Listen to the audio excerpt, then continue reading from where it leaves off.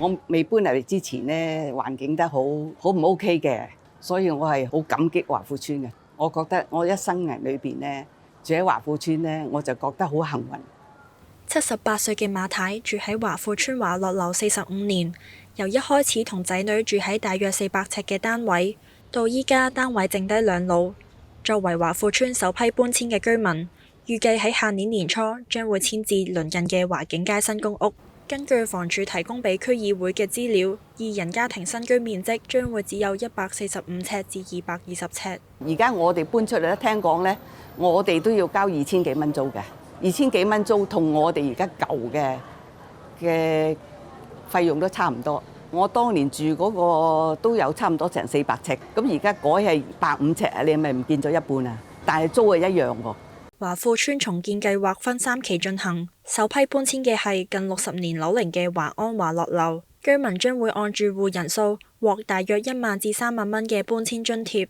有居民由啱啱落成嘅時候住到依家，屋企入面嘅家私殘舊，大部分唔能夠搬走，需要重新購入新家私。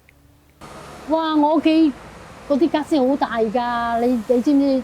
中房，但係去到咁細間房，嗰啲家私我點要啊？啲組合櫃啲按唔到㗎啦，啲衣櫃嗰啲按唔到㗎啦，而且好舊㗎啦。個津貼咧，即係幫佢實實一個人，即係萬幾蚊係少㗎。我由8個人住到而家得我一個人。有啲搬走咗啦，有啲走咗啦，我都掉好多嘢嘅，因為即係我爸阿媽嗰啲咧，我啲好多都掉咗啦。有議員希望房委會能夠更人性化處理，分階段調整租金，令居民更容易適應。搬到去新嘅單位嘅時候，因為新舊嘅租金個差距較大啦，驚居民唔習慣。咁一開始其實有個較為嘅特惠租金去俾佢，即係可能先收7成，跟住隔1年就收8成，再隔1年咧就收9成，再隔多年咧先收翻正式嘅完整租金，即係裡面有個適應期去俾住戶。面對津貼嘅不足，張偉南亦話將來會尋找環保團體，將家私轉贈俾有需要嘅住戶。有前區議員話，有唔少居民對於安排嘅資訊感到混亂，認為可以由每層嘅代表作為橋梁協助溝通。